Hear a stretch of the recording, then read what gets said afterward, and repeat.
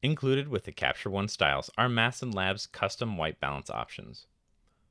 We've gone in and added true to film temperature and tint options for you to use with Capture One. There are appropriate scenarios for each white balance option, and we'll go over them starting with daylight. This setting is perfect for images shot in direct sunlight. The next setting is cloudy, and it's ideal for using on photos that were shot under heavy cloud cover.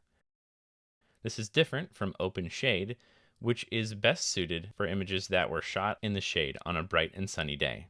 There's a distinct difference between this and the cloudy setting.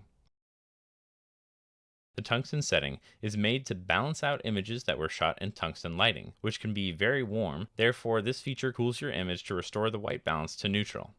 The next white balance settings are flash and cool white LED. These two are different in their Kelvin temperatures due to flash attempting to mimic daylight temperature, while cool white LED contains a cooler look than flash. That covers the custom white balance functions within Capture One. Be sure to choose the option that best reflects your shooting conditions and adjust white balance at the beginning of your editing process rather than later on. This will not only perfect the colors in your images, but make them as accurate as possible.